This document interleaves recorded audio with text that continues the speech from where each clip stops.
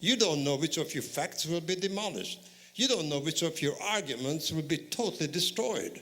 And you're now rattled, you're shaken up, and you don't know what the hell to say, but you got to say something.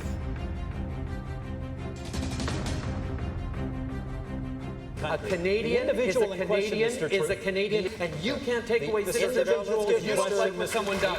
I think it's time for this toxic, binary, zero-sum madness to stop.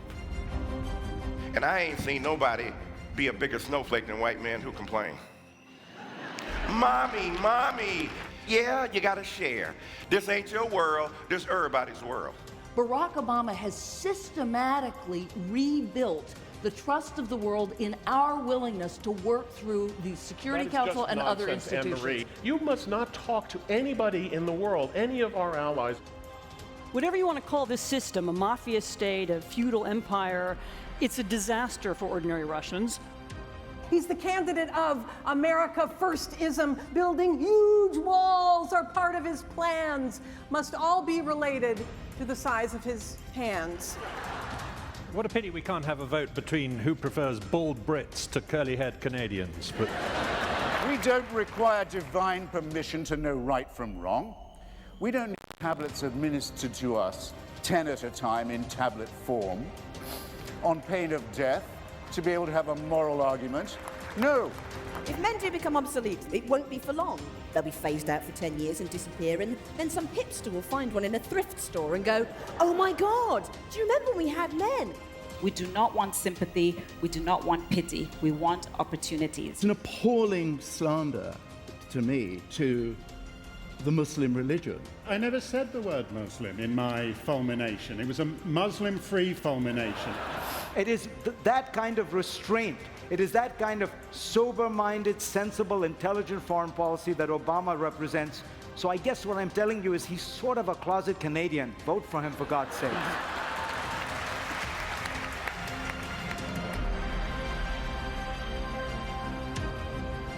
Ladies and gentlemen, welcome to the Munk debate on capitalism. My name is Rudyard Griffiths. It's my privilege to have the opportunity to help organize this debate series and to once again serve as your moderator. I want to start by welcoming the North American-wide television audience tuning into this debate right now on CPAC, Canada's public affairs channel, and with our partners in the United States, WNED and their PBS sister stations. It's great to have you as part of the program. A warm hello also to our online audience watching right now at monkdebates.com and via the website of our exclusive social media partner, Facebook. Thank you for tuning in. And finally, hello to you, the over 3,000 people who filled Roy Thompson Hall for yet another Munk debate. On behalf of the Munk Foundation and all of us working at the debates, we so appreciate your support for more and better debate of the big issues of the day. Now, tonight is a bit of a milestone for this series. This evening marks our 25th consecutive debate. Quite an accomplishment, 25 debates. That's pretty good, eh? While our ability year in and year out to bring to this stage some of the world's sharpest minds and brightest thinkers would not be possible without the public spiritedness and the generosity of our founders and hosts tonight, the Aurea Foundation and the Munk family. Thank you guys for keeping this series going.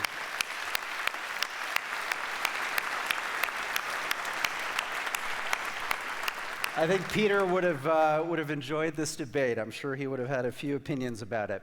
So why are we convening this debate now? Of all the various topics that we could have confronted this autumn, why did we turn to capitalism? Well, something is clearly happening in our politics and in our culture when it comes to public perceptions of free markets, capitalism, and free enterprise. More and more of our fellow citizens have come to believe, quite simply, that the capitalist system no longer works. They blame it for fueling rising, if not rampant, economic inequality and stagnating living standards. They believe, many strongly, that capitalism is poisoning the planet for profit. And they are worried, genuinely worried, about how capitalism is concentrating in the hands of a few wealthy and powerful elites increasing amounts of democratically unaccountable power. In short, I don't think it's a stretch to say that we're living through a moment where we as a society are experiencing a crisis of faith in capitalism as an engine of economic, social, and human progress. But as we'll hear tonight, capitalism's defenders feel that blaming the capitalist system for society's problems is the moral panic of our time. They see free markets, rightly, as having lifted hundreds of millions of people out of poverty, abject poverty, around the world. They believe that capitalism is a powerful tool to clean up the environment, to spread human rights, to promote political liberty, and encourage all the kinds of technological breakthroughs that have made our lives immeasurably better. We know that. For capitalism's proponents, the answers to these real and urgent problems that our society faces, such as the environment and economic inequality, is quite simply more liberty, more free markets, in short, more capitalism. So tonight we challenge the essence of these arguments by posing a simple motion. Be it resolved, the capitalist system is broken. It is time for something different. Well, it's time to get our debaters out here center stage and our debate underway. Arguing in favor of tonight's motion, be it resolved, the capitalist system is broken, it's time for something different, is one of the world's leading socialist democratic thinkers. He's a member of the Greek parliament. I think he's got a budget coming out tomorrow that he's going to have to comment on. He's a former finance minister of Greece during the Eurozone crisis, and he's an internationally best-selling author. Ladies and gentlemen, please welcome to Toronto, Canada, Yanis Varoufakis. Thank you, Yanis. Pleasure. Thank you for doing this. We have some fun. Got you right here. Well, one great debater deserves another, and Yanis' debate partner tonight is one of America's leading progressive voices. She is the publisher of the storied Nation magazine, a Washington Post columnist, and an acclaimed author of numerous books on economics, politics, and international affairs. Ladies and gentlemen, Katrina van der Heuvel. Thank you. Thank you, Katrina. Thank you. Thanks for doing this. Thank you.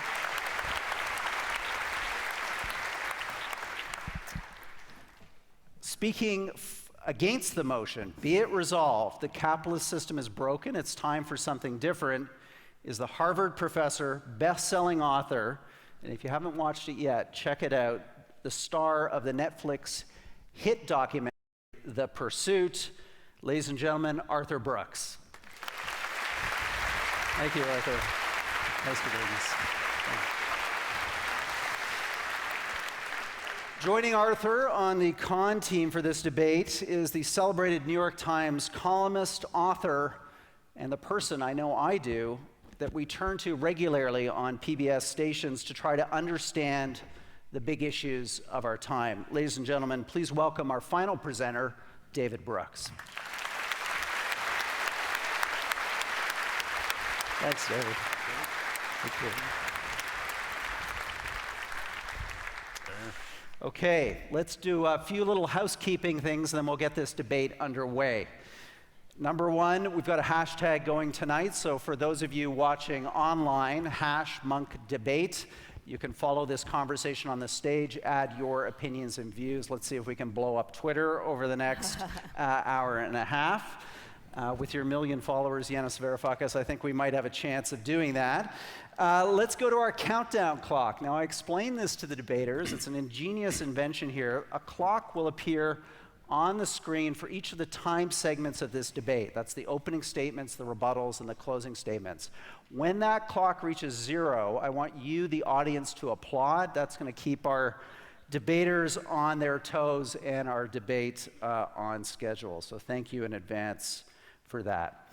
Well, it's now time for us to have our first audience vote on the resolution. Be it resolved, the capitalist system is broken, it's time for something different. We're also going to have a little experiment tonight. Voting here at the Munk Debates has always been an interesting exercise, and tonight we're going to do a live debate. So we're going to see the results build on the screen, if everything works out.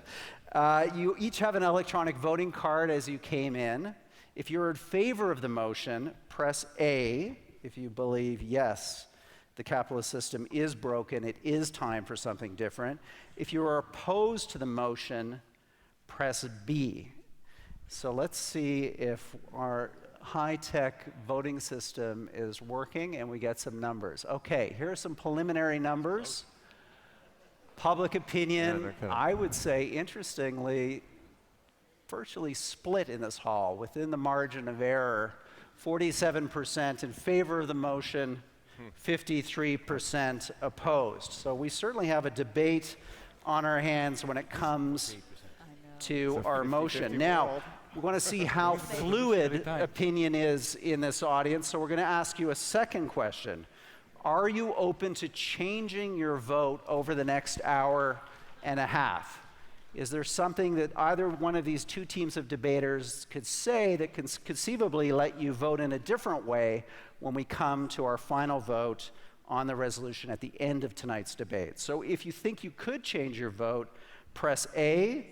If you think that you're set, you're coming in here with your mind pretty much made up, I want you to press B. So A, if you're open to changing your vote, B, if you're not going to change it come what may. Let's see those results as we count down the final 10 seconds to allow people to vote. Wow. A for change your vote, B, you're not changing your vote. Yes, 79%. So an audience of creative thinkers who's willing to consider what they hear from these two teams with sharply diverging points of view. So here's what we're going to do. We're going to move to opening statements. We're going to have 6 minutes on the clock for each one of the debaters. And as is debating convention, we're going to have the pro team, the team arguing for the resolution, speak first. So Yanis Varoufakis, 6 minutes on the clock. Welcome to Toronto.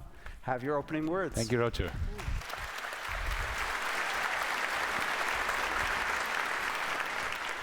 Good evening, Toronto. Good evening, ladies and gentlemen. We have a great debt of gratitude to capitalism. Capitalism liberated us from prejudice, superstition, backwardness, feudalism. But at the same time, we owe capitalism unbearable inequality, unsustainable debt, brazen authoritarianism, and yes, catastrophic climate change.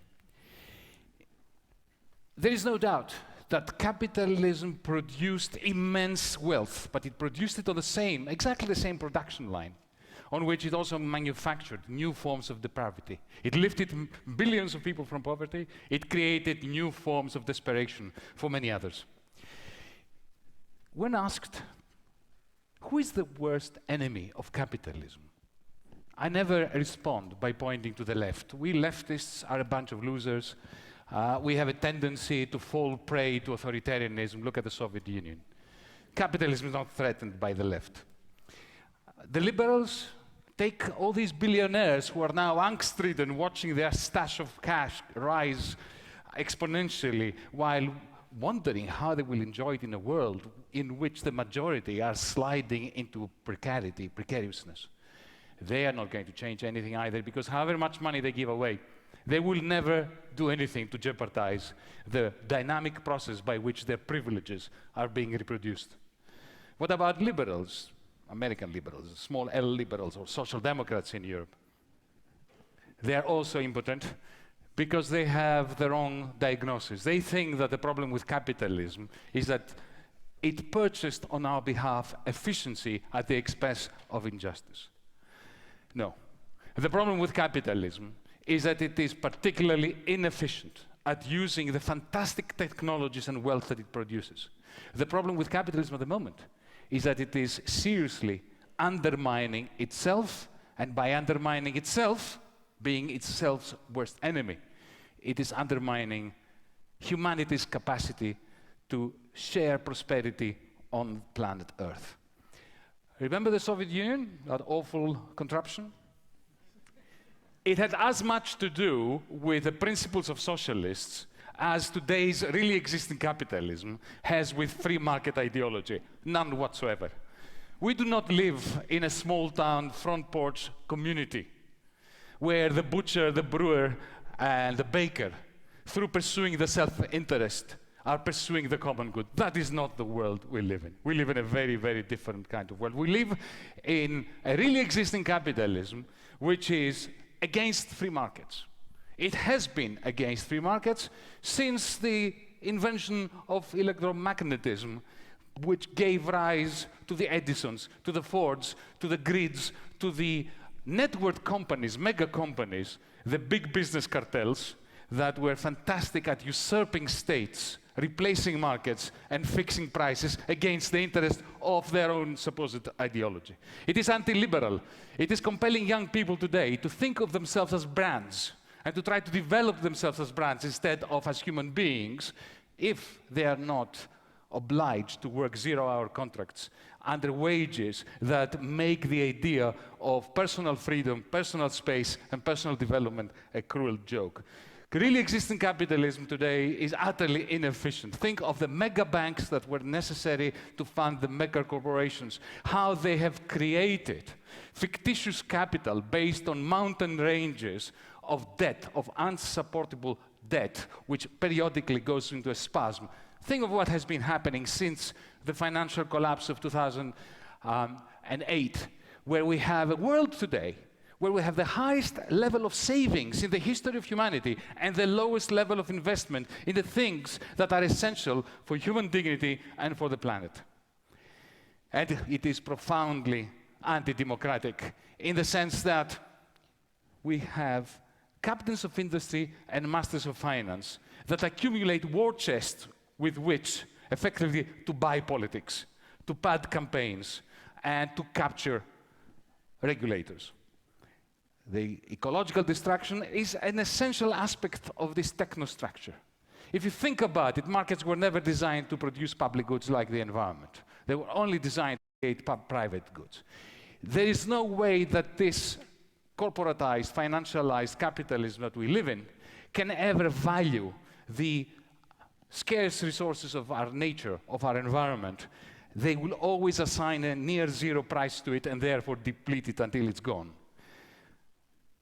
Ladies and gentlemen, the really existing capitalism that we live in has a lot more to do with the Chinese Communist Party than Adam Smith. It is based on this grand divide between those who work in corporations but have no power and those who have power but do not work in the corporations that have the power. That grand divide. Think about Google. An employee of Google who enters Google, however happy they may be, on campus. The moment they enter Google, they exit the market. They enter an economic planned system, a bit like a Gosplan, a Soviet system, only with brighter colors and better food. Think about our great corporations like Apple, General Motors, Ford. They are more like hedge funds that manufacture some stuff.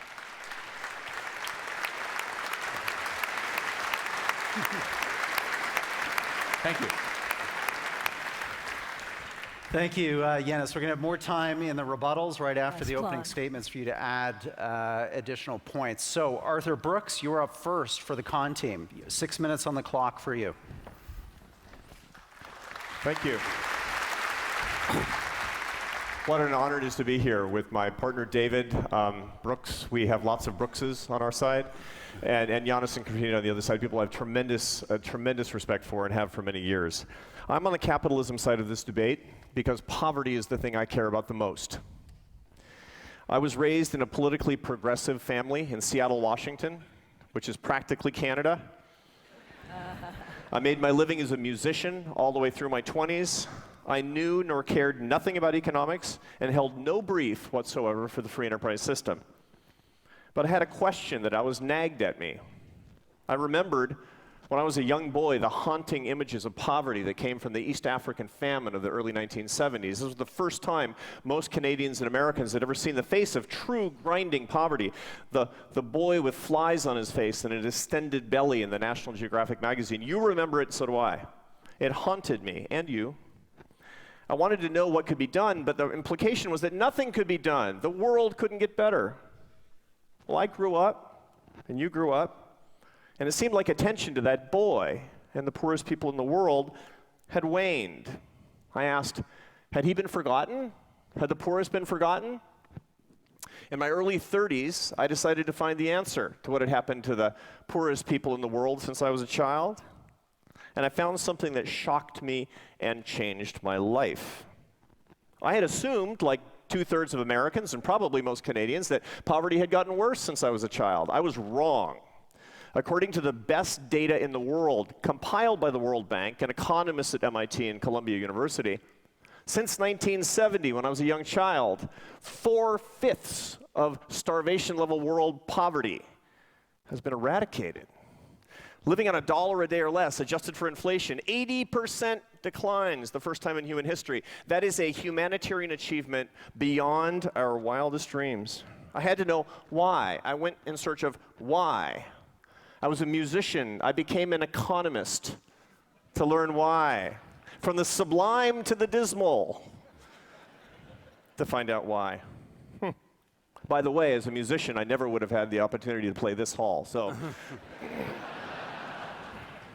2 billion of my brothers and sisters had been pulled out of poverty since I was a young child. What happened? I'm going to tell you what happened because I found the secret. And if we know the secret, we can do it again because we need the next 2 billion and the next 2 billion. My friends, it's in our hands. It's 5 forces that did this. Globalization, much maligned today.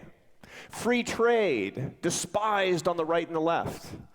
It was property rights and the rule of law. It was the culture of entrepreneurship that brought your ancestors to this great country, that pulled 2 billion of your brothers and sisters out of poverty. That, my friends, is the essence of how capitalism saves lives. Now, I am no radical. I will not stand up here and tell you that we need no regulations. I will not tell you that we do not need reform. I will not tell you that capitalism is perfect, because it isn't. But let's remember the truth here. This is not a partisan or political statement. We have a humanitarian opportunity to repeat the achievements of the past 50 years. If we curb capitalism, if we get rid of capitalism, no, we need to spread capitalism more widely. We need to push it into the corners of the world where it doesn't exist. Why? Because people need to throw off the tyranny of their poverty and the tyranny of the leaders that want to hold them in statist regimes down so that they cannot live up to their God-given potential, like you have, like your ancestors did, the people who came to Canada to give you a better life. Capitalism built that, not alone, but capitalism was there at its essence. Now, when I say it's not a political statement, I need you to believe me. Let me read you a quote from somebody I admire a great deal. Quote, "The free market is the greatest producer of wealth in history. It has lifted billions of people out of poverty."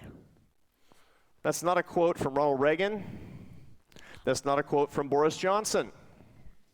My friends, that's a quote from President Barack Obama in a conversation that we had together, he and I, on the debate stage at Georgetown University in 2015. Let me leave you with this. Tonight, we're debating whether we should turn our backs on capitalism. Like I said before, reform it. Find better ways to regulate it. Tax people more. I won't like it, but this is democracy. It's fine. But to turn our backs on capitalism per se is to turn our backs on the people around the world whom we've never met and will never see. But we have the privilege of lifting up with our system, with the gift to the world that is our values of freedom and competition. To reject that is to pull the ladder up behind us. It's not right. It is our privilege to live in a time and to live in an economic system that, despite its flaws, has lifted up so many. If we let it, if we share it, if we spread it widely, then we will lift up the next 2 billion people together. Thank you.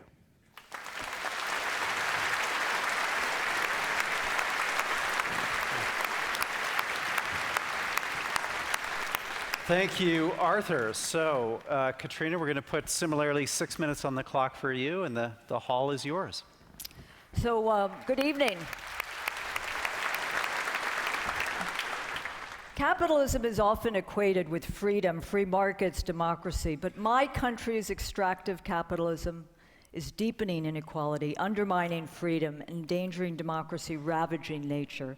We urgently need an alternative to the current broken capitalist system that will enable all people, not just the ultra-rich, to live lives of dignity and well-being. Don't you often find the debate over economic systems is stuck in cartoon caricatures? It's as if we're only offered two choices: robber baron capitalism or freedom-zapping state socialism. In this debate, I hope we can get beyond these cartoon characterizations. We've lived in mixed economies since the Second World War, with mistakes, yet also many clues as to how to best organize our lives. As a result, there are many flavors of capitalism, some more palatable than others. But for 40 years, we have experienced the global spread of what I would call a neoliberal flavor and a well-funded attack on government's role as a moderating, countervailing force. Now, there is a Canadian-style capitalism with stronger protections and rules to protect the common good, public investments to reduce poverty and encourage social mobility and innovation. There's the flavor of Nordic capitalism, of Western European capitalism, with a robust social safety net, what I call a decency floor. Now, hailing from the United States, I care about transforming, rewiring, reimagining our extractive capitalism to create different outcomes. Because as I see it, there are three major ways US capitalism is broken. It is fueling extreme inequality, it is consuming democracy, and it is destroying nature. And we've lived through 4 decades of stagnant wages, we still have stagnant wages, and staggering upward flows of wealth, which have supercharged the existing racial wealth divide and other inequalities rooted in gender and geographic differences. So my appeal to you Canadians is, as I witness what is happening with declining social mobility, what even the Brooks brothers rightly acknowledge as a serious problem in the United States, my appeal to you Canadians is protect what you have. The American dream has moved to Canada, where there is now twice the level of social mobility than the United States. The good news is that we're having a long overdue debate about what will best protect our democracy and economy from plutocratic takeover and challenge the concentrated power undermining our democratic norms and institutions. Now, just about now, you may hear a billionaire wailing, perhaps even the first trillionaire, freaked out about a wealth tax that would seek that the ultra-rich pay their fair share. I believe my country would be far better off if we had fewer billionaires and many more thousandaires. Most families don't have $500 in the bank. They can't even pay their health care deductibles. I don't begrudge people who have done well and are all set. But please know most Americans are a long way from being set. But you don't have to take it from me. Listen to some of our leading business leaders and investors who have seen the cracks emerging in contemporary capitalism. You may have heard the CEO of Salesforce, who said that capitalism as we know it is dead. 200 executives of the Business Roundtable stated this past August that business leaders need to look beyond shareholder return to stakeholder return to ensure benefits flow to employees, workers, communities, and the planet. To be clear, the next system I'm talking about isn't tweaking capitalism with a few more regulations and safety nets or adding a few green technologies. It is a deep, systemic, structural redesign of basic institutions and functions, from ownership, banking, finance, resources, so that the economy serves the common good and protects the earth. Now, we may not call the next system capitalism or even capitalism 3.0, but we probably won't call it socialism either. So what are the next system's characteristics? There will be individual freedoms, private enterprises, vibrant small businesses, protected from monopoly power. It will include different ownership systems, both broader individual wealth ownership, worker ownership of businesses, and there will be flourishing new business models. Do you know about the B Corporation? I think it's terrific. For-benefit companies that recognize multiple stakeholders. There are about 300 such corporations in Canada. And what are some steps that would move us in the right direction? We need what I call a plutocracy prevention program, not to be punitive, but to protect democracy and ensure billionaires pay more in taxes than public school teachers and nurses. Such fair, just taxes will raise substantial revenue for vital public investments that will foster opportunity. This was the formula for US social mobility after World War II. The next system would include the strengthening of a public banking and investment system designed for what I call patient investment, not speculative capital, to rebuild our decaying infrastructure. It will require planning alongside markets. It will mean rewriting the rules of a rigged system. It will demand limits on wasteful consumption, especially among the world's richest 10%. This is not the road to serfdom.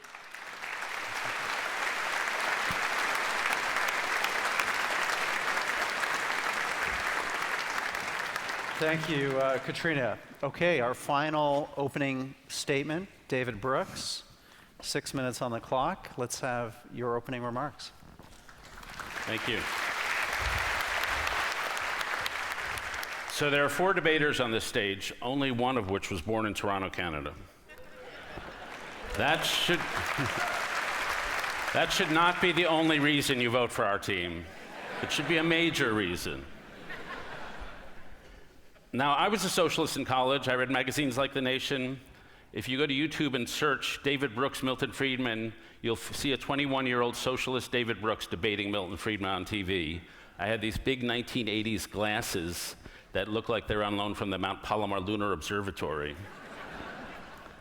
And even today, I get the appeal of socialism and alternatives to capitalism. Why do we have to live with such inequality and poverty? Why can't we put people over profits? Socialism is the most compelling secular religion of all time.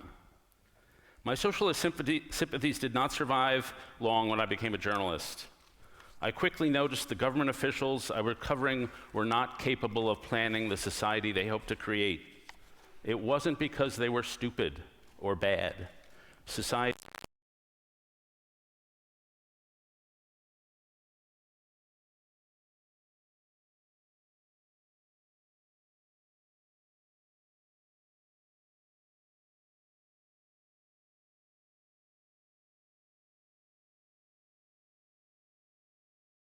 How many cars to operations? It has a competitive, profit-driven process to motivate you to learn and innovate every day. That's the biggest single difference. Socialist planned economies interfere with price and other market signals in a million ways. They suppress the profit motives that drives people to learn and improve. It doesn't matter how big your computer is, you can never gather all the relevant data from a central place. The state cannot even see the tiny, irregular, local, context-driven variables that make all the difference. The state cannot predict people's desires. Capitalism creates a relentless learning system. Socialism doesn't. The sorts of knowledge capitalism produces are often not profound, but they produce enormous wealth. All of human history was basically a flat living standard till capitalism, now a 10,000% rise. The Fraser Institute, a free market think tank that ranks nations according to the things that free market think tanks like: less regulation, free trade, secure poverty. The freest capitalist economies in the world are Hong Kong, US, Canada, Ireland, Latvia, Denmark, Mauritius, Malta, and Finland. In these free countries, the per capita income is $36,770.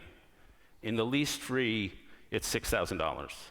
In the most free economies, people live to be 79.4 years. In the least free, it's 65. Over the past century, planned economies have produced enormous amounts of poverty and scarcity.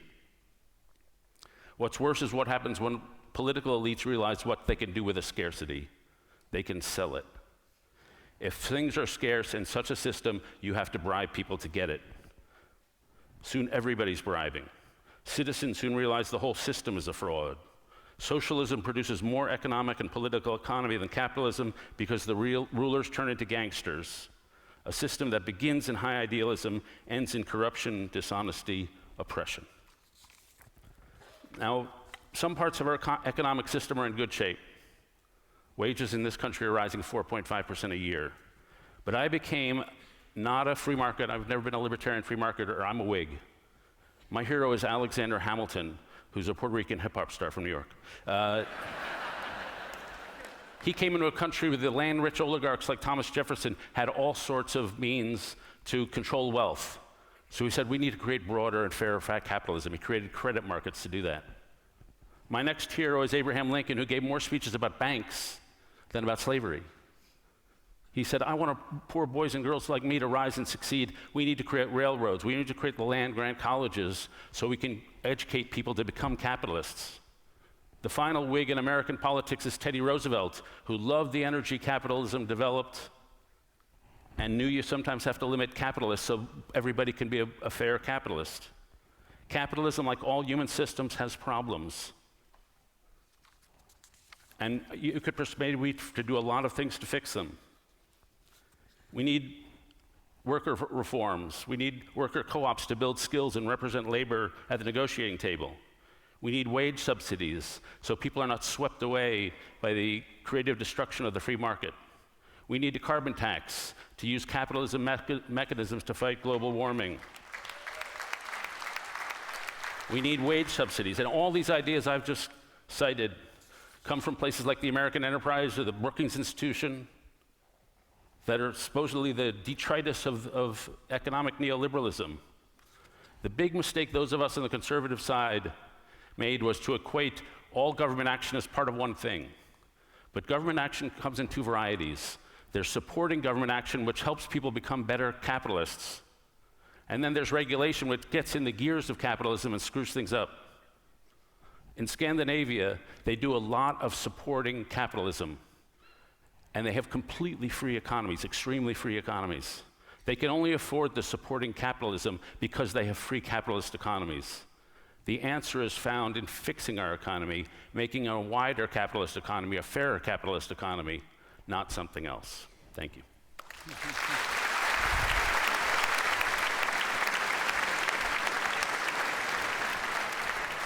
Thank you. So, some sharply divergent views here. We're now going to give our teams the opportunity to rebut what they've heard from the opening statements before we move into our moderated middle of the debate. So, Yanis Varoufakis, you started first, so let's put a couple of minutes on the clock for you and provide the audience with your rebuttal of Arthur and David.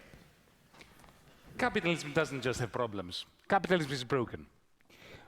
There is no doubt that we would not have civilization if we didn't have capitalism, but that's not the issue. The issue is whether capitalism can continue to evolve as it is of its own accord. It cannot, for two reasons. Firstly, already the financial crisis of 2008 has proven to us that the financial system is broken, and the manner in which states have tried to pump up the liquidity from central banks is making a bad thing worse. It's like giving cortisone to a cancer patient. It does not help except by simply perking up the patient. The second reason is that we have a remarkable disconnect between the capacity of our technologies to produce wealth and the capacity of societies to absorb the products of the machines. Very soon, with robotization, society is not going to be able to consume, to purchase the goods that it produces. This is why capitalism is well and truly broken. Let's agree that capitalism has been a force of good, for good. Let's agree we need more markets. Let's agree that we need more freedom. Let's agree that we need more democracy and more liberty. But the only way to do this is by beginning to imagine a transition that we will affect through planning, a different way of running our corporations. Imagine just for a moment, and then we can discuss a bit more. Imagine for a moment corporations in which every worker in them, every employee has one share and one vote. Imagine a situation where we all have an account with our central bank. Imagine a situation where every baby that is born, every newborn gets a trust fund. Imagine a situation where we have more democracy by having fewer elections and more lotteries by which to select our authorities. Thank you. Okay, Arthur, you're up next. I agree with so much of what our interlocutors have said today, and even without pandering to you by being from Toronto. Yanis's main objection to capitalism is it turns out to be fundamentally undemocratic, and he's given many examples. The trouble is, that's not capitalism. That's a failure of capitalism. That's not competition. We have examples where people shut competition down. All of the predations that people give of capitalism are largely the equivalent of the Boston Red Sox blowing up the Yankees bus on the way to the game. That's not competition. That's shutting competition down. So I agree we need true competition, but that doesn't mean that planning is the solution. On the contrary, I think his argument at the end is the strongest. We need more markets pushed to more people, more at the margins of society. We need more ownership. We need more people in capital markets, including the poor. That's where our minds should go. How can we get not less capitalism, how can we get more capitalism? Now, Katrina's excellent argument points out the trouble that we have with billionaires. That the inequality is so bothersome, it's so troublesome, and it's not just aesthetic. It seems that our societies become increasingly unfair, but I will point out one incredibly important fact, at least to me, which is that inequality worldwide has been in decline for 35 straight years. Why? Because people at the margins in the poorest countries have pulled themselves up. That doesn't mean that we don't have a problem with inequality in our own societies today, but what is the answer to that? Once again, it's not billionaires per se, it's the unfair ways that some people have acquired and maintained their fortunes, which is inevitably that they have not played by the rules, have not been exposed to competition, and in point of fact, have not played by capitalism's core tenets in the first place.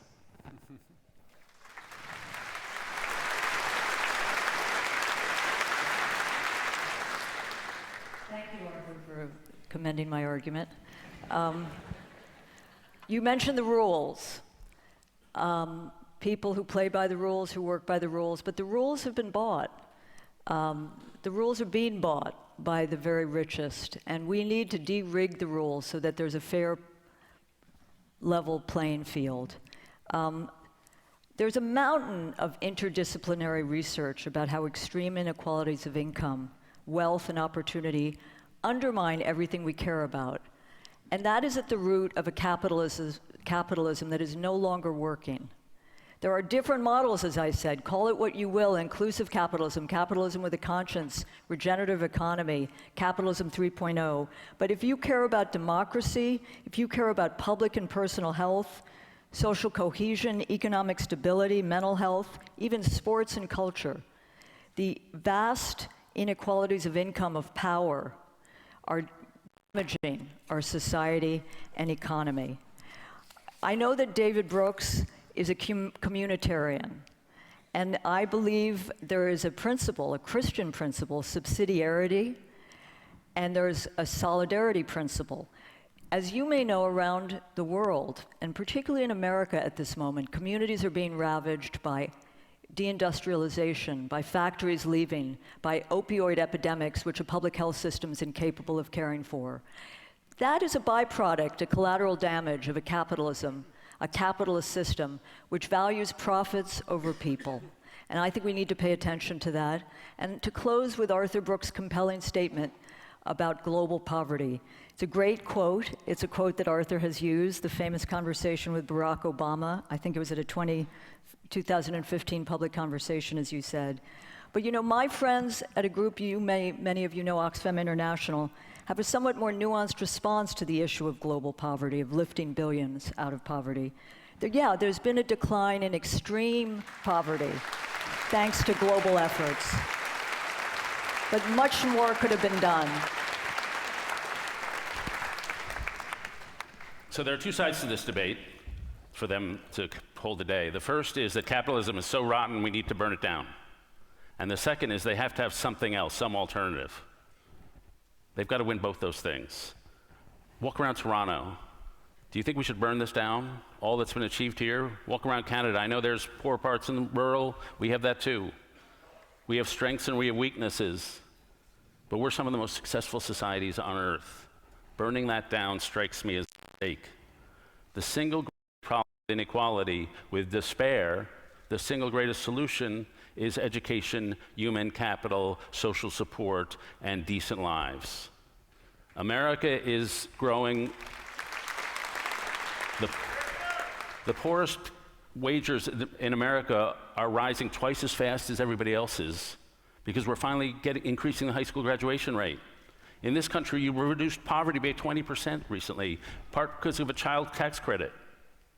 There are ways to fix this thing by pouring into early childhood education, nurse-family partnerships, better job, better. That is the way you grow. Now, the second thing is there an alternative here? Do we look in this stew and see an alternative? B Corps? I love B Corps. They're capitalist. And there are 300 in Canada. The fact is, we haven't said anything new here. They haven't said much that's new here. We've had this debate for 150 years about planning versus the market. We've run this experiment. The market won for all its flaws. The key debate right now in the world is not capitalism versus socialism. It's fair for democratic capitalism like here in Canada and authoritarian capitalism as in China. The argument is, how do we make our capitalism more democratic? Because there really is no alternative. We already ran this experiment. Thank you. Okay. I'm enjoying this debate. So here's what we're going to do. We're going to do another round of rebuttals, because my sense here is you're starting to probe some of each other's key arguments. So let's put another 2 minutes on the clock, and we'll do a second round of rebuttals. So Yanis, you're up first. Nobody wants to tear anything down. Yeah. When we moved from feudalism to capitalism, we did not tear down the great cathedrals. We just moved on to a new phase of our evolution, a more advanced phase of our evolution, which was capitalism. Where we are now, we were at a serious juncture. We are destroying the planet at rates that the generation that are today in their teens are going to hold us responsible for. The market is not going to respond to this emergency. We have a situation where, as I said before, I'll say this once more, we are soon going to have robots that are capable of replacing most of you, and the robots are not going to be purchasing the stuff that they produce. That is a crisis. We need a new break. Let's agree that we need to start imagining and planning for the new corporate law, for the new financial system. It is not going to emerge out of nowhere. Even capitalism was not something that emerged spontaneously. Some good people thought about it. So, for instance, the joint stock company, somebody thought of it, introduced it, fought with Adam Smith, who was against it, and prevailed. You said we don't have any ideas. Yes, we do.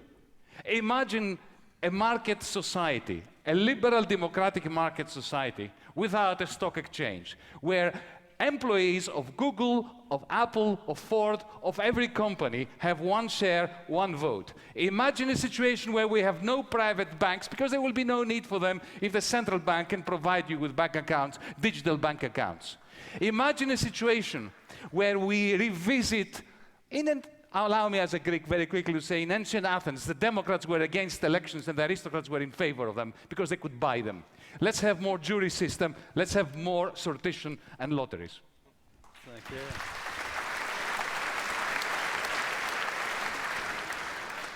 These are all wonderful.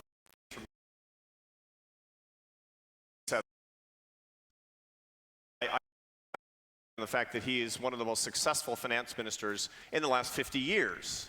He's a terrific public servant.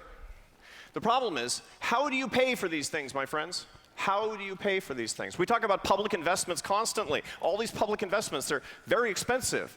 Money is not sitting in the middle of nothing. Billionaires don't put their money in the bank and it sits in the mattress. On the contrary, it's put to private use such that private businesses can thrive. Capitalism makes it possible for a wealthy society to fund the welfare state, to pay for these things that we're talking about. In point of fact, you can be as politically progressive as you want. You can come up with all of the ideas that you think are appropriate to lift people up. Many big schemes, some will work, some won't. Some will work some places and not others, but they have to be paid for. It doesn't come from magic. What pays for every welfare program? Capitalism does. Capitalism, in my view, the democratic free enterprise system, you know what its greatest accomplishment is? It's the welfare state. We're actually able to help pull people out of poverty that we've never seen and we'd never meet in our own society. I know it's surprising coming from a proponent of capitalism, but that's my view. If you love your fellow men and women, and you want to try new programs that will pull them up out of poverty, that will give them new opportunities, you better find the capital someplace. That's going to come from private businesses. That's going to come from private individuals who have the capital to pay the tax. Capitalism will get the thanks.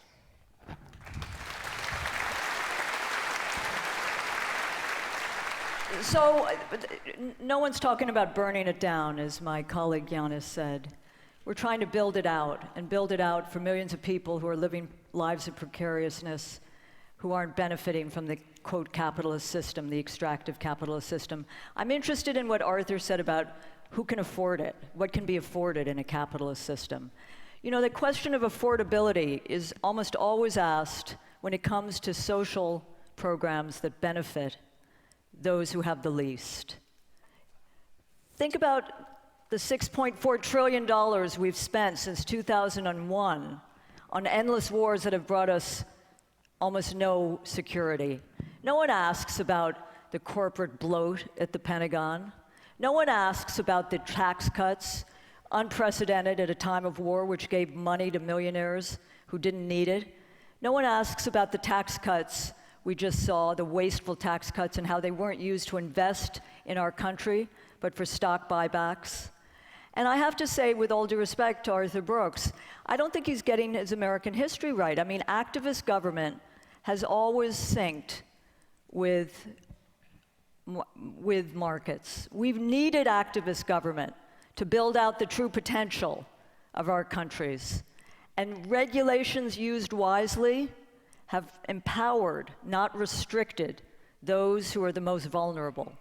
So I think we need to reassess, rethink, reimagine capitalism and move beyond what I said earlier, the cartoon characterizations. We're not talking about socialist planning. We're talking about a different kind of capitalism that will enhance the power, the possibilities. Education is a good tool, but you need an infrastructure built around education in communities, housing, anti-poverty programs.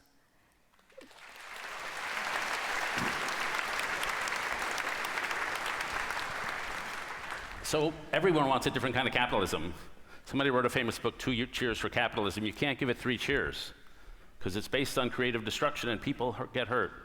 And you've got to have government to help give a floor to people. But capitalism is a thing.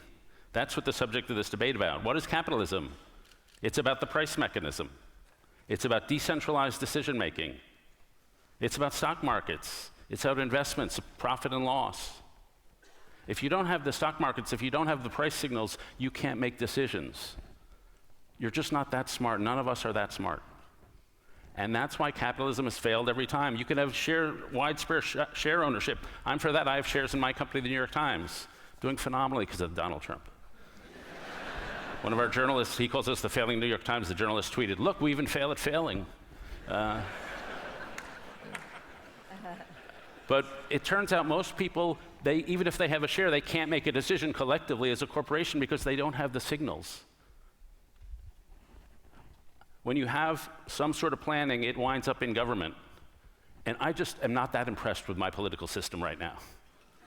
I don't trust Donald Trump enough to give him control over the economy.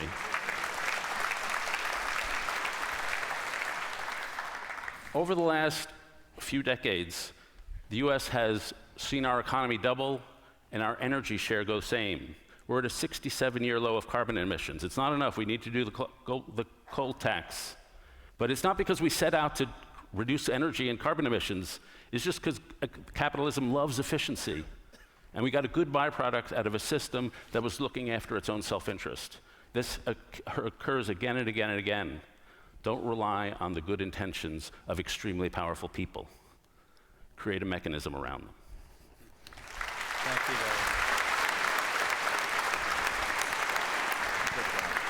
Well, I want to thank the four of you because you're giving me the substance, the tone, and the style of the election debate that I was denied. So at least we're having a sophisticated conversation this evening, even if it's not during the recent Canadian election. But Arthur, let me start with you, because I think one of the key issues that has emerged in this debate is your optimism about the potential for capitalism to reform itself. Right. What I'm hearing from Yanis and Katrina is real skepticism that that is a possibility. In a sense, the status quo that they see now, many features of which you are also in opposition to, why do you think that there's the potential for a positive reform? So I think that the biggest difference between how I see it and how Yanis sees it is that he is more pessimistic about the possibility of capitalism becoming more democratic, particularly under current circumstances. Why am I more optimistic? It's not because capitalism reforms itself. It doesn't. My car doesn't fix itself. Capitalism is a machine. Capitalism, socialism is a machine. Any ism is a structure that's not inherently moral or immoral. People are moral. You know, we have hearts, we have brains. Morals have to come before markets.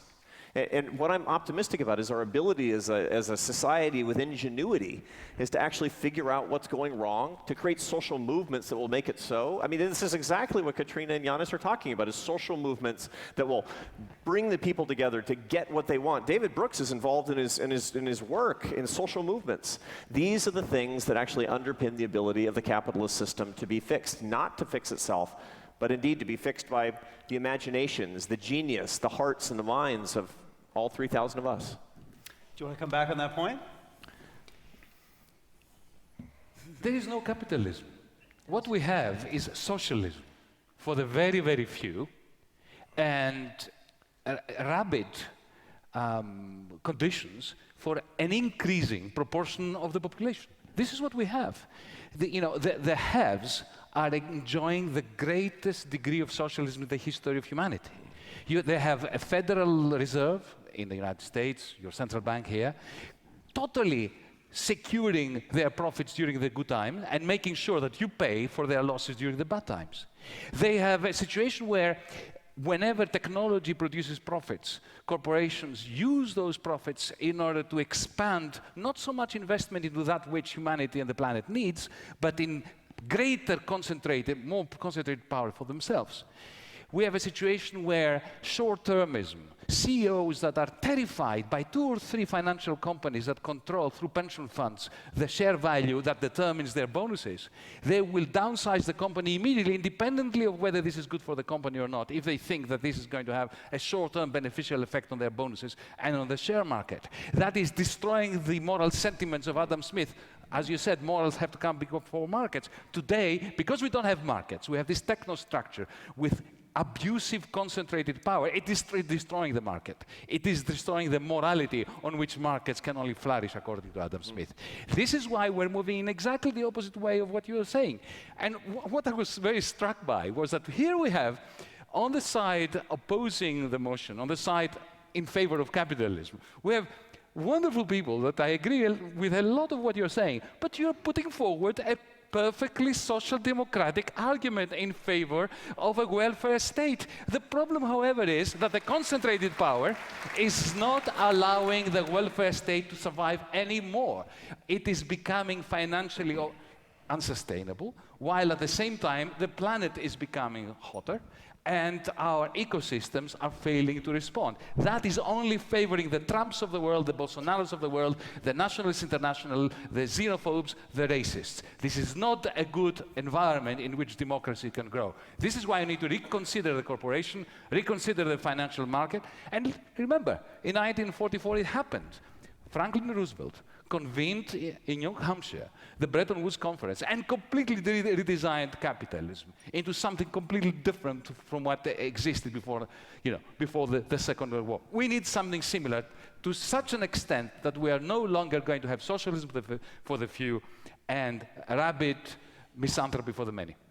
Let's bring David in here. That's a powerful, evocative argument. So David, why are you optimistic about reform? Because again, Yanis is painting a picture here of powerful vested interests who really have no interest in the kind of, I think, what characterize fairy tale capitalism that you're propounding. Yeah, well, first, I do think you're exaggerating the difficulties in the situation. We are in a time of pretty much full employment in this country. We are in a time of rising wages for the bottom. As Arthur mentioned, we've just pulled 800 million people out of poverty. I mean, there are real things here. Secondly, I've seen capitalism reform. I've seen the New Deal, which was a capitalist reform. The Bretton Woods system, the IMF and all that, what could be more capitalist? You go to the Scandinavia if we want to make the social democratic case for it. I'm not sure it could work in a big diverse country like you have, like we have, but it works. And they have a high social support. They also have no wealth tax. They have no inheritance tax. They have extremely low corporate taxes. They have school choice. They don't have minimum wage laws in most of those countries. They have a very free economy. And you go up into Denmark, you're going to tell me that's a failed state? To me, you only make big change. Sometimes you have to make radical change. You only make big change when there's really no hope and you see no flexibility in the system. And when I see countries around the world fixing their systems, I see think tanks like Arthur's old think tank or the Brookings Institution in the States coming up with a zillion, I think, pretty exciting ideas if we didn't have a moron in the White House. I see the possibility for change, and frankly, I see a greater possibility for change on that side of the world than I do see in a political system which is rigidifying, stultifying, and stagnating. Well said, David.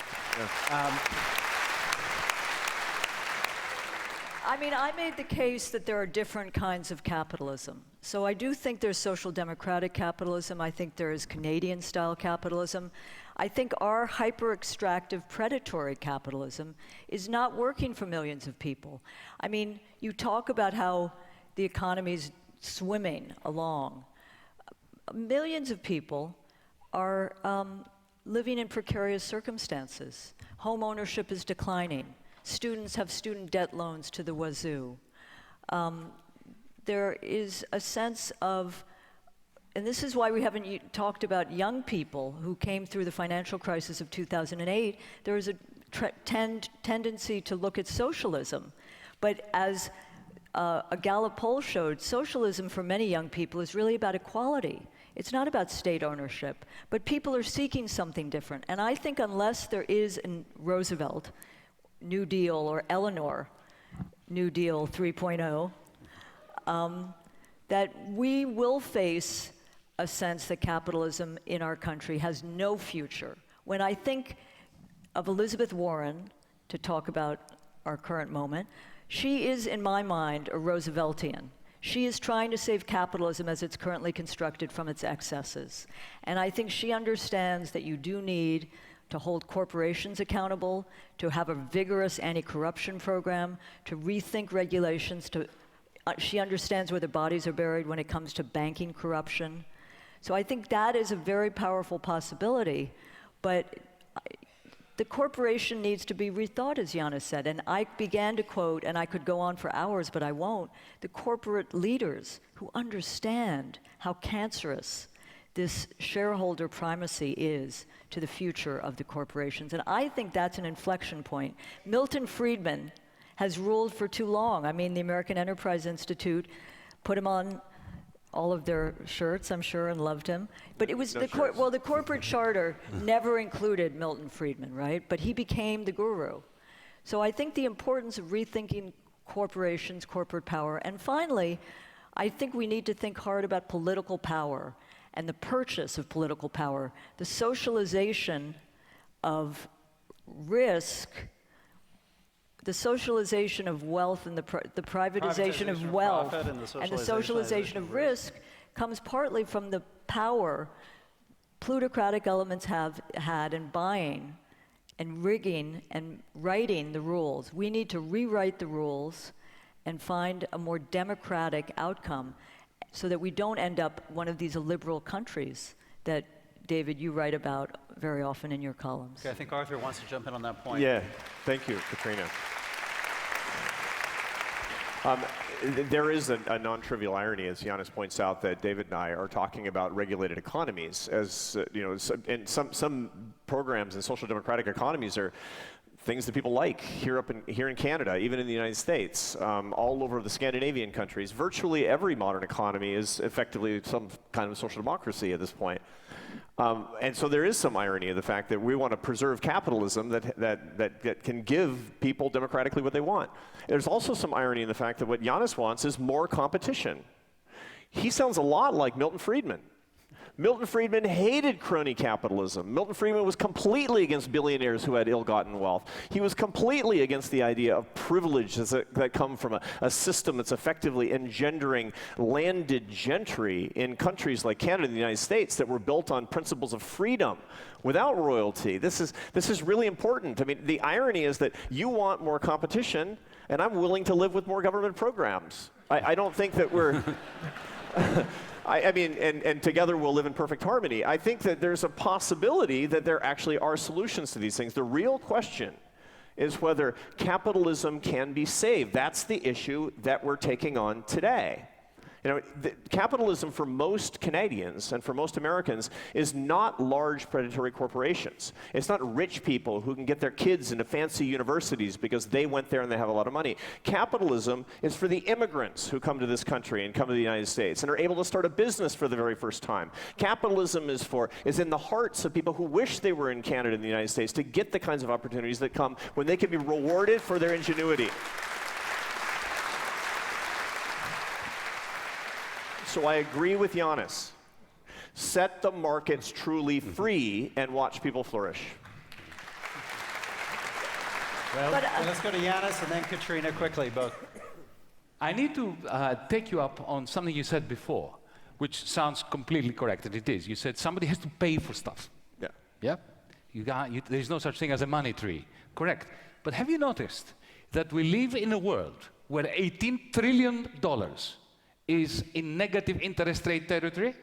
That means capitalism is kaput. Do you know what it means to have money whose price is negative? It's people are trying to give it away and they can't. That is yeah?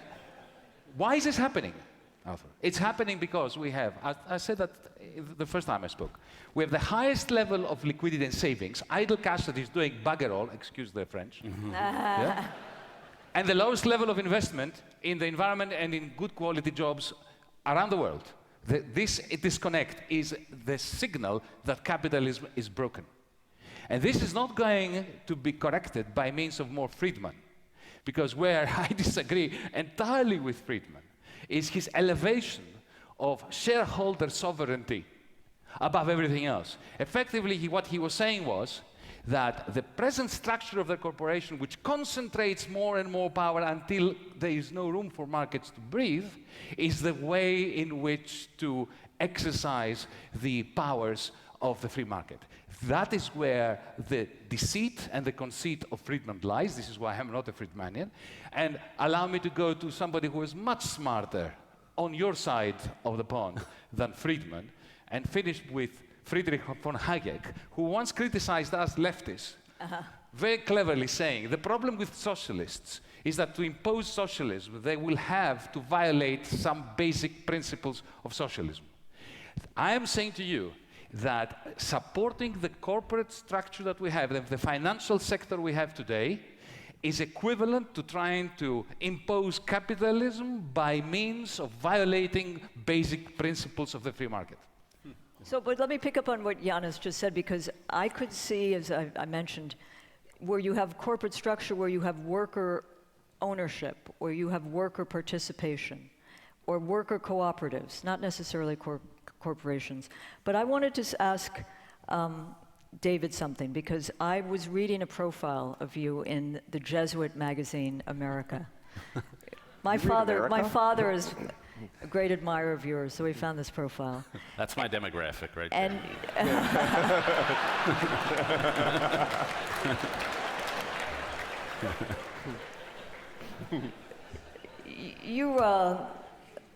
I gave that a breath. You said, I'm more aware of how capitalism unbalanced, just rationalizes selfishness, and it also justifies a sort of amoralism. It turns off the moral lens, made me see the ways that capitalism has on balance created a very shallow view of life. So I wonder, I mean, in terms of morality, and I believe you need both moral renewal and ethical renewal, but you also need systemic change. That sense of capitalism as something almost amoral, I think has really been a part of a younger generation's view and led them to very different things than led you to. But I wonder how you square your admiration for Dorothy Day for these comments with capitalism as constructed. That's a good question. So capitalism is morally complicated to me. I think it does arouse energy, and I think it does arouse optimism and hope. But I also think it drives a consumerist, materialist mentality. I think it also creates a hyper-individualistic privatism. My world, who cares about the common good? I do think capitalist countries suffer from that. And so if you want to say capitalism should be your worldview and your philosophy and your moral creed, I say you're going to be a selfish bastard. So you better, to be a good person, you better have a separate creed, and a value system and a moral system that comes from a separate place, probably outside capitalism, and often pushing against capitalism. Catholic social teaching, which I think a lot of us on the stage are really admirers of, is that kind of creed, which pushes against capitalism. In Scandinavian here, there's an egalitarian creed that pushes against capitalism. And that's the way to be in the economy and be a whole person. And so when I look at communities, I look at people who are capitalists, but also deeply involved in the loving care of their community and the surrendering grace. So subsidiarity and solidarity. Capitalism, it can be, if regulated right, a very decentralizing thing. Let me turn around and ask you guys some things, because part of this... I'm completely redundant, and I love it. Go ahead. No, this is great, really. Because there are just things I'm just genuinely questioned about. First, I really want to know what the alternative is. I really want to understand what you're offering. First, you said that there's a lot of liquidity in the market that's not being used. And the people who control that, which are in the US mostly pension funds, are sitting on stuff waiting, or either they can't find good investment opportunities. My first question, I have three. First question is, what makes you think you could do better? And your decisions about where that money goes are better than the people who now run those pension companies. The second, I'm not really clear on where the state figures in. You've talked about worker cooperatives and cooperative buildings. How much state power are you envisioning? And third, I just want to understand if every employee in a company owns shares in the company, when there's a recession, does everybody suffer a loss of income? How does that larger group of people make decisions upon which, if there's no stock market and they can't read how they're doing, how do they make decisions? Great, interesting question. So let's split those up. And Yanis, since you kind of introduced this idea of employee ownership, how does that structure work when we have a business cycle of ups and downs, of times of recession and times of boom? I'd love to answer that, but in order for this to make sense, it has to be part of a narrative of how we get there as well, because the dynamics are just as important as the photograph of where you want to get at. There's no way we can go from where we are today to something like that. Folks, I'm struck by the fact that there is no discussion about climate change here. Because, we are talking about the long term. Before we get there, before we discuss about the corporation of the future, we have to answer a very simple question. Where are we going to find between $8 and $10 trillion a year, American dollars a year, in order to fund the prevention of climate catastrophe? And we need to do it. So that's where we need the new Bretton Woods. That's where we need the IMF and the World Bank to do things very differently. I'm not going to we could have a long technical discussion. But that requires states to collaborate. Okay? And it is as hard as to imagine, utopia, if you think of President Xi and Trump and the European Union that doesn't exist. It's a figment of our imagination. So that's part one. This is where the states have to come in order to stabilize capitalism, to make it more viable, so that we can have the transition that allows us to imagine of a planet that still is there for the young generation in 10, 20, 30 years' time. Now, to your question. Firstly, the business cycle should not be taken for granted. these massive ups and downs of the business cycle are a product of the way in which capitalism is structured today, especially the financial sector. The financial sector is a major booster of volatility. It borrows too much or lends too much during the good times and always gives it to those who neither need it nor want to use it for productive purposes, usually. And then when the bust takes place, it doesn't lend to anyone.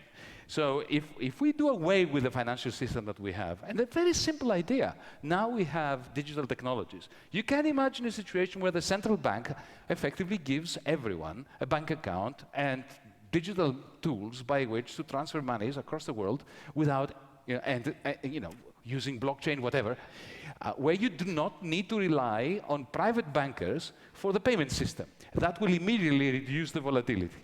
Secondly, imagine a situation where the state, since you asked me about the state, only taxes corporations that are socially owned and land.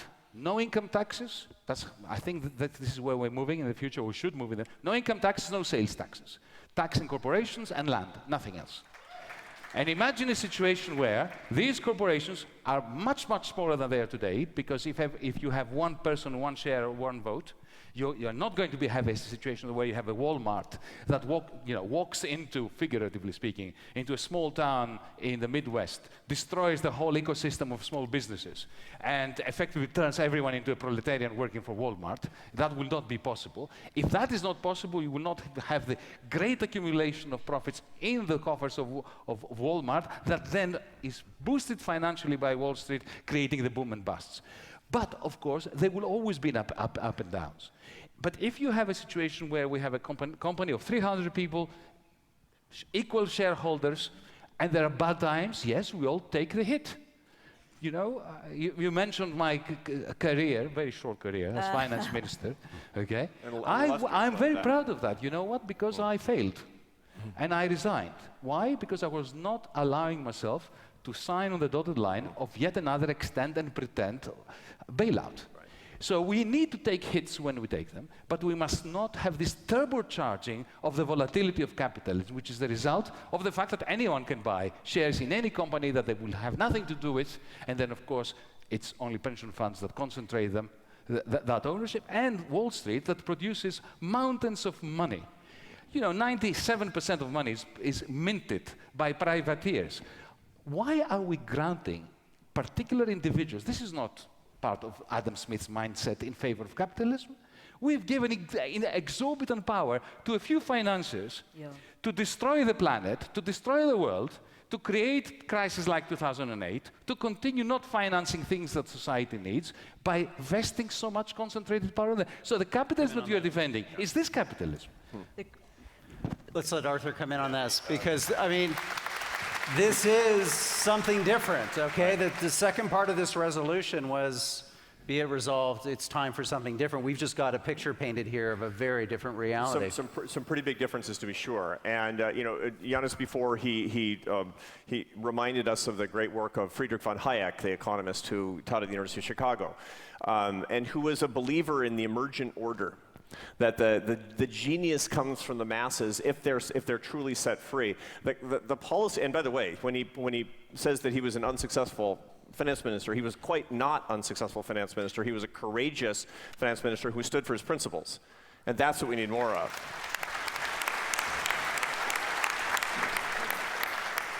Friedrich von Hayek would listen to what we're talking about here today and said, "Why do you believe these schemes would work?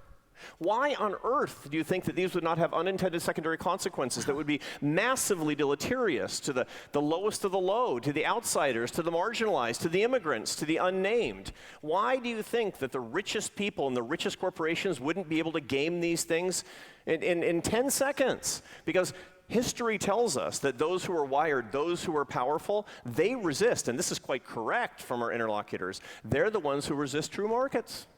What we need is to set the markets free because we need to have a bias for people at the margins. All of the labor laws that we talk about, the minimum wage laws that we talk about, the worker protection laws that we talk about, they're very well intentioned.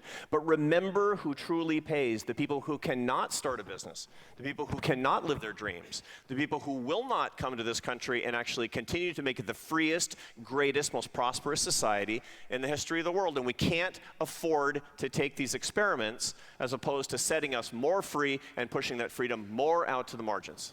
I believe in freedom, but I think freedom is wrongly equated with the free enterprise system as you describe it. I think those who you speak of, and we stand with, the immigrants, the most vulnerable, those who want to rise, are the ones who have gotten shafted by the concentration and the deleterious behavior of the hyper-financialized Wall Street. The banks are more concentrated than ever. They are not building a shared prosperity society. I don't want to be nostalgic again about after World War II, but we know how to build a shared prosperity society, and it had to do with government activism, state planning, higher tax rates, capital controls, and empowering workers. And that 15 minimum wage, I mean, that didn't come just out of the sky. So I think we need to look back at our history, not be nostalgic, but retrieve from our own history what is possible to rebuild a different kind of system that would lift those you talk about, but do so in a very different way. And I would simply add one last thing, because I do agree with Yanis, and we haven't talked enough about what I think is one of the existential crises of our time, which is the climate crisis. But it's also about environmental injustice and those who are being hurt. And there are vast pools of unused capital that could be used to build out a green infrastructure. And I am not one of those who just talk about climate crisis blithely. I think of the communities in this country where you need what is called just transition. If there was more trust in government, and we need to build that, you come into a community and you build new jobs for those who fear that their livelihoods are over, and coal is over. But we need to make sure that those who work with coal have a future as their families do. But we must address the existential crisis of climate crisis. So, Katrina, let's have David. Could you come in on that point, though, David, Sure. on the so-called climate crisis and why you think there are market mechanisms that can address that in a meaningful, sustainable way? Yeah, first, so it's either one or the other. It's either planned economy or a freer economy. The Heritage Foundation is another of these conservative free market think tanks that ranks countries according to whether they like them. And the countries high on the Heritage Foundation free market list also have the best environmental records. The environmental disasters that I see around the world are in China, they're in Russia, they were in the Soviet Union, they were in these planned economies run by thugs who didn't really care. And this is something, I think, there's something ethereal about this debate, which is that we're talking about the government making this transition. We live in a world of creeping authoritarianism. And so the actual world we inhabit, you're going to have the state led by Donald Trump or Putin or Orlov or Boris Johnson making these transitions. This is the world we're dealt with. And so when I look at capitalism on exactly global why warming. are you optimistic? Well, I think we can beat them back. I think democratic capitalism is ultimately going to be better than authoritarian capitalism, but we've got to beat them back. David did write that he would vote for Elizabeth Warren if he was confronted with the choice. Yeah, well. So when I look at America and our environment, we have much cleaner air than we did, much cleaner water. We have a third more trees. It is bad for Canada, but the peak logging was 1990. And we've declined our use of forestry ever since then. Peak fertilizer was about 2000. We've declined our use of fertilizer ever since then. Capitalism is efficient because it pays, and innovative because it pays. Now we need to boost it along with a carbon tax. We had a very successful fight against acid rain, which was using cap and trade, which was making markets in pollution and not telling people how to fix them because we don't really know, but giving them incentive to reduce acid rain. And it worked. And so a global tax is the best way, to me, to unleash the creativity that none of us are smart enough to figure out on our own. I keep coming back to that core issue. It's all about knowledge, and this was Hayek's point. It's all about how you make decisions, whether we collectively make it through a learning system or we sit in a room and try to figure it out. I don't have faith in that latter system. Yanis, do you want to, because I think that is a key point that's come up in this debate. How is a system that, and maybe again, this is to mischaracterize what you're proposing, the different in the resolution, but how can you have good decisions made by fewer people in an economy where the millions of choices that the free market endeavors every single day are constricted by a greater role for the state in the organization and management of that society? I'm not suggesting a bigger role for the state. The state has a huge role as we speak, from the military-industrial complex to the way in which, think of 2009, the way in which the central banks of the world got together and created something like $18 trillion to refloat the financial system. The problem is not that we have had a small state. The problem is that we have a state that was always in the pocket of the ones who were creating the crisis, that were undermining society's sustainability and the ecology's sustainability. As for the question, Arthur, you asked me a question that you put a question in Friedrich von Hayek's mouth. How do we know that if we go along the lines of reforming corporations where only those who work in them own shares in them, that the rich and powerful are not going to game the system? I think the answer is in the question. Because if they can't buy shares in companies unless they work in them, then they will not be able to have corporate power. I'm quite happy for them to have swimming pools full of money, like Scrooge McDuck in the 1950s comics. They dive in and enjoy their money. I'm not in favor of taking their wealth away. I'm in favor of taking their capacity to corner the markets, to corner corporate power. That is what I'm in favor of. And if you do that, then you can have a progressive shift towards more democracy in our politics, because you are going to move away from a situation where corporate power buys officials. Okay, we're going to go to Katrina, then Arthur, and then closing statements, because I want to be conscious of our time. You talked about small number of people in small rooms. I mean, that's kind of the system we have at the moment. I mean, if you think of, decisions being made on Wall Street. We haven't even talked about one of the fundamental changes in our economic system in the last 40 years. I'm not an economist, but the hyper-financialization of the economy, where it's money making money, it's speculation, it's fast speculation, it's nanosecond speculation, partly which led to the 2008 financial crisis. But as Yanis said, no one's talking about a huge state. There are problems that need to be dealt with at decentralized levels, at local levels, at community levels, but there is a role for a federal state role. I mean, I think of friends of mine who said, when they learned I was coming to Canada, they asked me if I'd get penicillin for them, bring it home. Because, people come up here to get drugs. And the state plays a role. And if we had a wiser state, put aside Medicare for all, another debate, our government would be negotiating lower drug prices. That's a simple thing. It's power for good.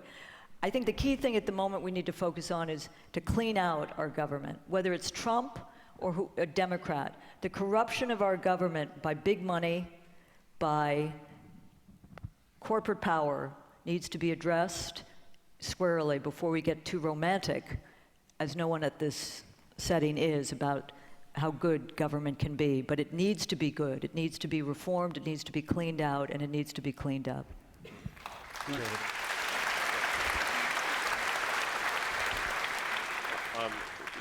You'll always get applause when you say the government needs to be cleaned up. And I was applauding too.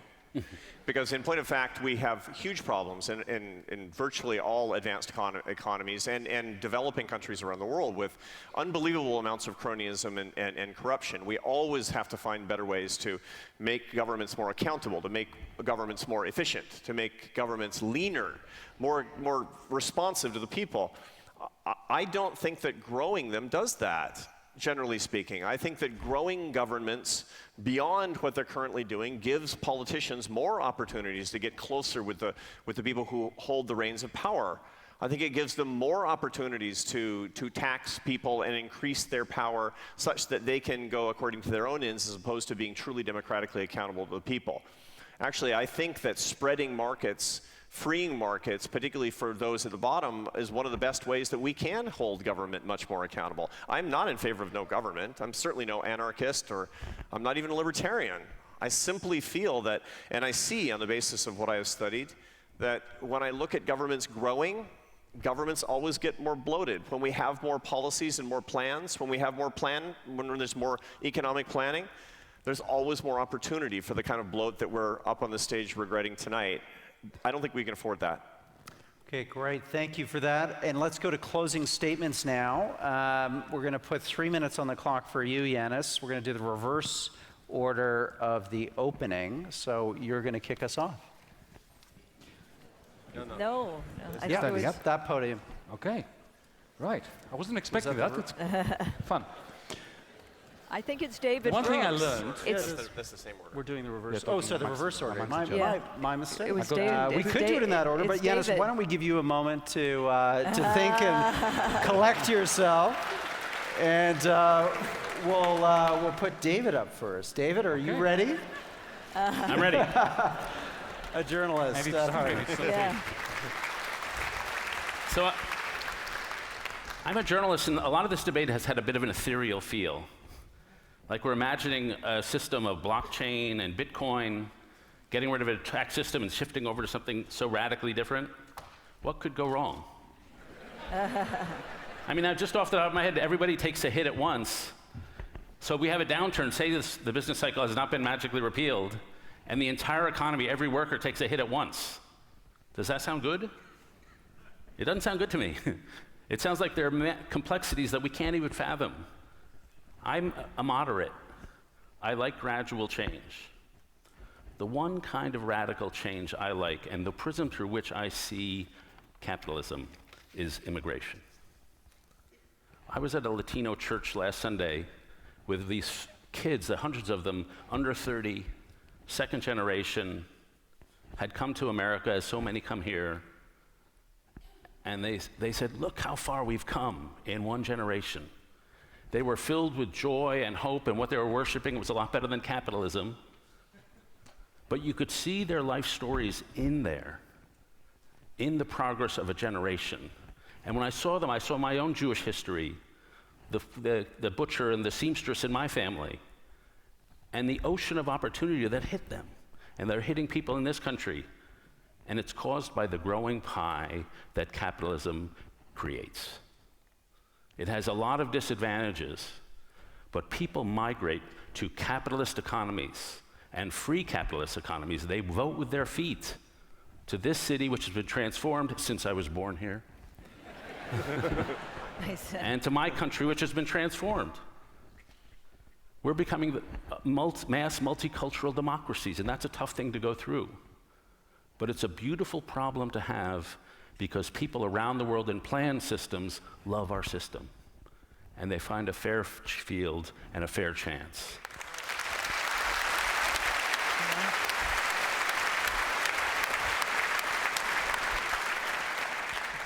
I wish I could play the Canada card, but let me try.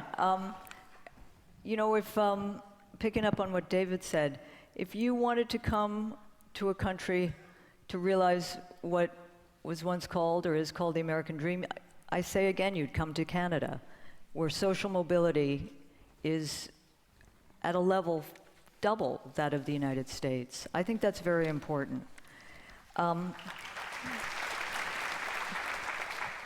I believe we can do better. What does that mean? We can rewire and reimagine an economy of shared prosperity that works for everyone, not just the very wealthy. I understand that many are understandably wary of change, but I think we're at an inflection point that capitalism as we've known it, predatory, extractive, has turned off many, it's not working for many. And that is going to lead to real change. I think we're going to see real reform, or we're going to see real social discord. The center isn't going to hold.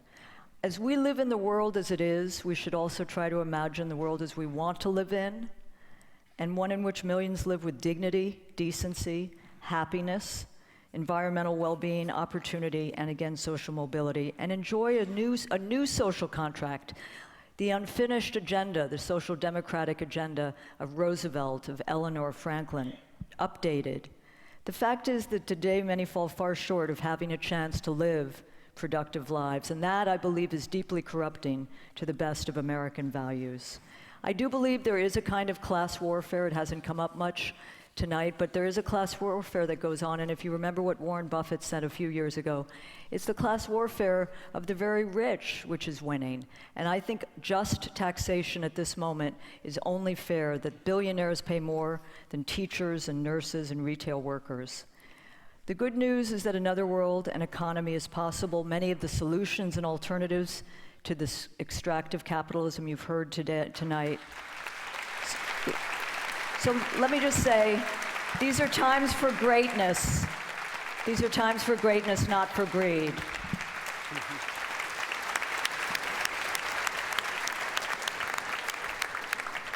Arthur, just before you start, there should be 3 minutes on the clock, not 2. So that's part of the reason why you guys were over time. So we're going to put 3 minutes on the clock for you, but you each get 3, so it'll be fair in the end. Let me Do you want to come back for an extra minute? I just wanted to close with words that matter to me at this moment. And these are times for greatness, not for greed, a time for idealism, not ideology, and a time not just for compassionate words, but compassionate action. Thank you.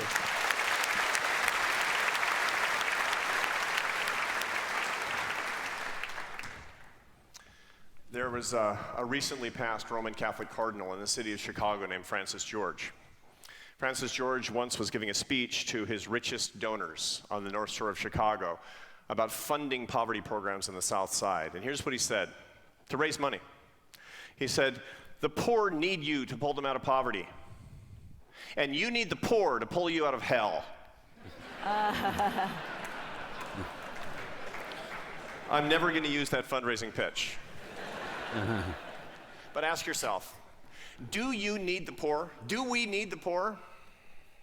Our society does need the poor, not to stay poor, but to do things that we need, to be among us. There are 3,000 life stories in this room. There are 3,000 family histories in this room. You know, what do they have in common? Very little. Scratching out potatoes in Ireland, running from a pogrom. In my country, many people were brought to our nation involuntarily. But let me tell you what we all have in common in Canada and the United States. We descend from ambitious riffraff. And we're proud of it.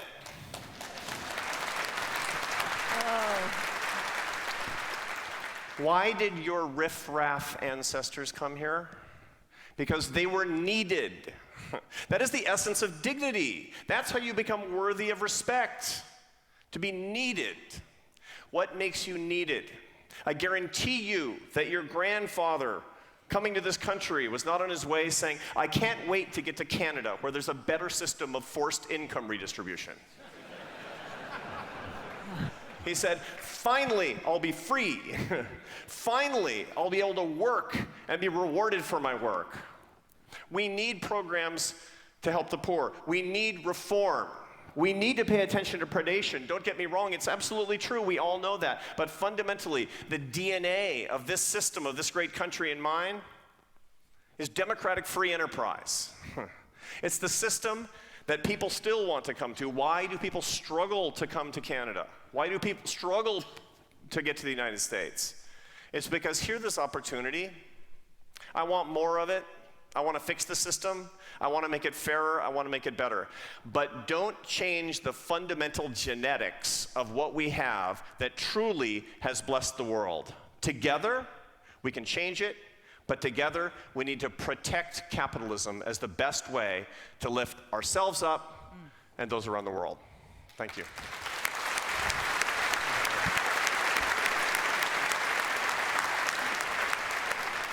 Yanis Varoufakis, you get the last word tonight. 3 minutes on the clock. Thank you. When I was 6, the secret police broke down our front door and abducted my father. I'm not a great friend of the state, but I am equally not a great friend of any privateer with excessive power over other citizens. The one thing I learned during my political life, which is fairly recent, since 2015, is when a bill comes to Parliament, somewhere in it, you will find, if you follow the money, some vested interest that has created circumstances for the corrupt enrichment of some oligarch. If you follow the money, you will find the essence of corrupt power, of oligarchy, embedded in the DNA of what passes as really existing capitalism. Those two experiences of mine, firstly, at a young age, growing up in a dictatorship. Secondly, as a politician that has seen the way in which the financial system, the oligarchs, the corporations are destroying the lives of millions of people and are causing inefficiency and irrationality in the way that we are handling our resources, both in terms of creating opportunities for prosperity, shared prosperity amongst especially the young people, and the ecological issue. My concern can be summed up in one objective: democracy. The only guarantee we have, the only weapon we have against concentrated power is a combination of civil liberties, liberty at the personal level, with democracy. And allow me to finish off by reminding you of Aristotle's definition of democracy. It is a system of government in which the poor govern, because by definition, the poor are in the majority. What we are experiencing today is an oligarchy, a financialized oligarchy that is pushing us towards an ecological catastrophe. We must not tear anything down. We must take every piece of technology that capitalism created, every liberty that was brought to us by capitalism, and we should cherish it. But we need to make one evolutionary step beyond capitalism. We need to democratize economic life, democratize the way corporations are run, democratize finance in order to save democracy, in order to save liberalism, in order to save those ideals that those who had invested in capitalism initially 200, 300 years ago looked upon as hope for the world. Thank you.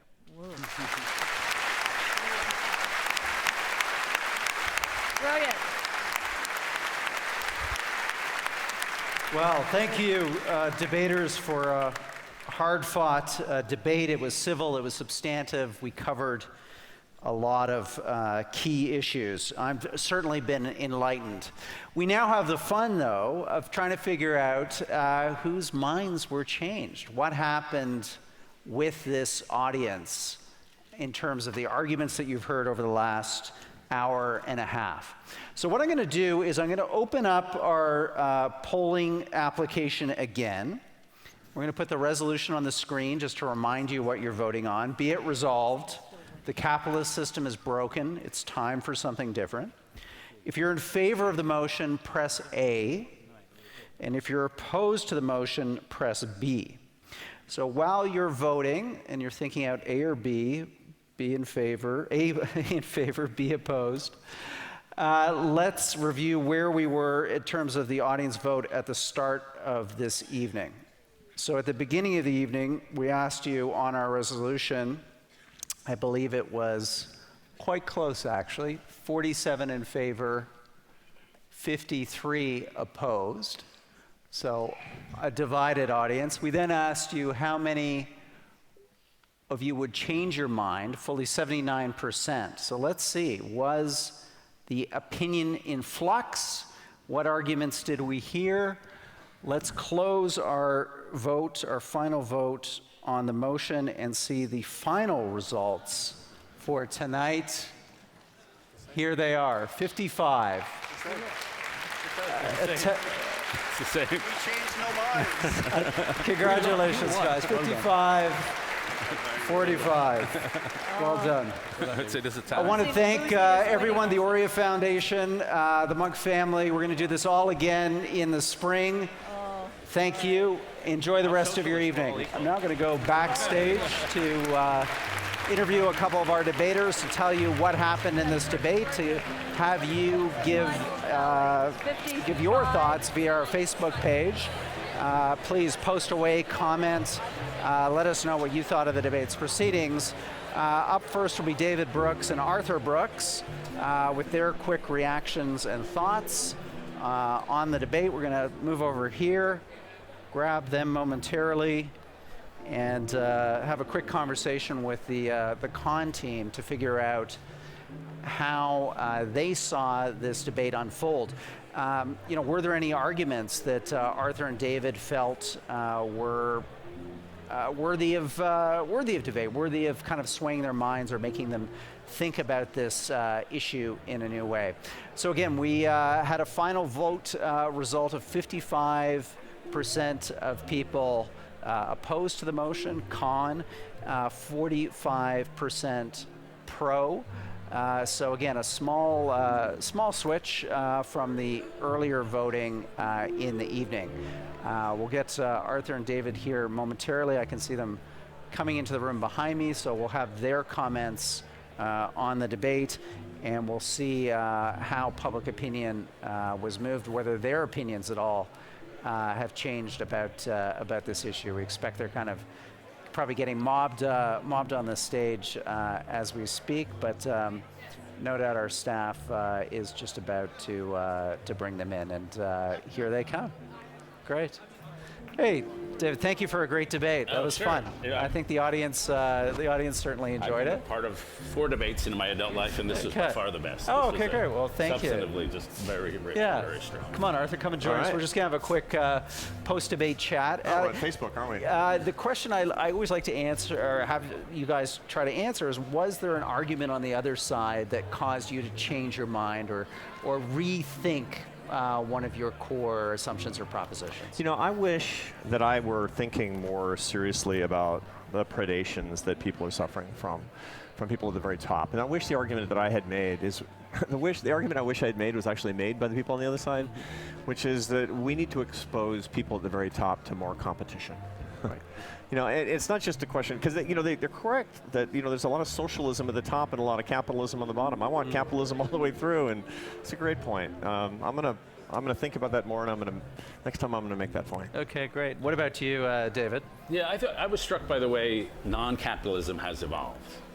So I think before, when you looked at the Soviet Union and stuff like that, it was just the state ran everything, nationalization, and that was through Latin America, and so it was really a public sector thing.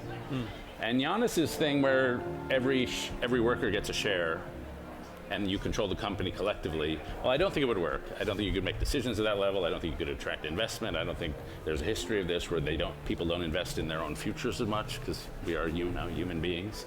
And if everybody took it at the same time in a recession, I think you'd have an economic catastrophe. Nonetheless, there's a policy kernel in there to get more people feel invested in capitalism.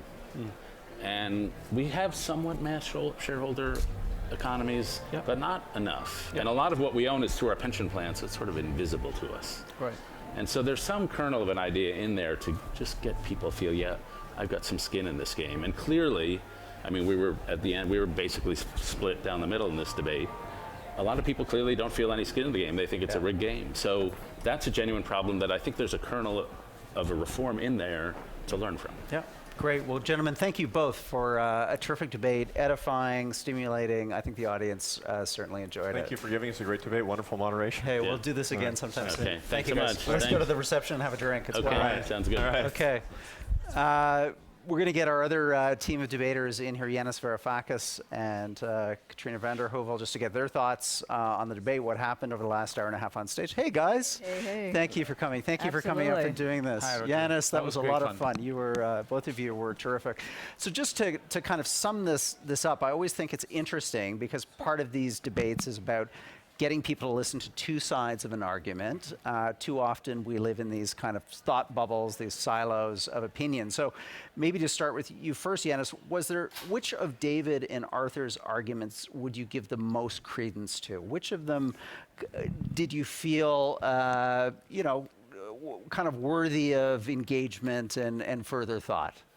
Well, it's very interesting that, look, this adversarial positioning is a boys' game. Comes from the Oxford Union. It's quite horrid, but it's fun, isn't it? Okay, it is a game. But let's not get carried away. If we were sitting around a table, there would not be any kind of opposition, really. We would be discussing the best ways of empowering people, getting people out of poverty. The question, it's a semantic question, really. What do you mean by capitalism? Would the reforms of the corporate structure that I was proposing mean that we are now in socialism? Or it doesn't really matter, really. So there were a lot of compelling arguments that were coming from them. I have to tell you, I was amazed in the sense that the side proposing a defense of capitalism were adopting a radical social democratic Scandinavian agenda, which I wasn't expecting in North America. Well, you are in Canada, so... Yeah, but a radical Scandinavian agenda? Mind you, this is also interesting because in Scandinavia, social democracy is now on the wane, right? Which reinforces the point we were trying to make, that the capitalism we live in is depleting the capacity of society, of government, of organized society to mind the poor, to look after the environment, effectively to shift power to the weak. And to be democracy. I mean, I was struck that neither of them talked much about democracy. There was a lot, there wasn't a sense of how, as you said so well, the sort of privatization of, there's been a privatization of democracy, a socialization of risk, a privatization of wealth. And I think Arthur is compelling. You have to give it to both of them. Yanis is too, compelling. But he has, his story about lifting up people out of poverty is one that if you were sitting around a table, as Yanis said, you could challenge in how he's describing it. But he tells that story well. And I think there is, I guess I'd step back and say we're at a moment, again, a kind of inflection point, where people aren't sure. They know things aren't working, but they're not sure where to head. And I think that was captured in the debate to a certain extent. And so people thought maybe some of what the Brooks brothers said had more groundedness for them right now, whereas Yanis, I think, was speaking in a much more forward-looking, radical way, going to the root. And I think for many people, radicalism, going to the root, is often scary.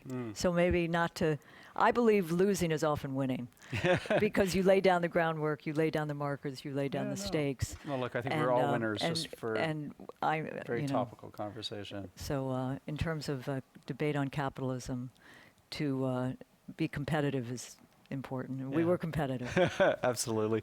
Well, guys, let's go enjoy a well-deserved drink. And thanks again for being part of Thank you. Thank you. We really appreciate it. Yeah. Thank you. Thank you. Yeah, Yanis. Thank you. Thanks for coming all the way from Greece for this. Okay. And he goes back to battle. I hear tomorrow night. The battle goes on. The battle goes Parliament in 48 hours. Yes. Okay. 24. 24 hours. Even better. There you go. Our friends here will take you to the reception, and I'll just say goodbye to the audience online. Thank you, guys. Well, look, that's it from Toronto, Canada. I'm Rudyard Griffiths, the moderator of the Munk Debates. Thank you for tuning into this Munk debate on capitalism. You can get all kinds of great debates on our website, www.monkdebates.com. There's over 25 debates stretching back now to 2008. And also check out our new podcast, just launched 2 weeks ago. We've got Ian Bremmer debating Steve Bannon on China. Got a fascinating podcast coming up, Michael Ignatieff and Neil Ferguson debating the future of democracy. So great debates, great topics. We are your one-stop shop for smart, intelligent conversation on the big issues of the day. So thanks again, Rudyard Griffiths from Toronto. Have a great night and appreciated you joining us for this hour and a half proceeding. Take care. Bye-bye.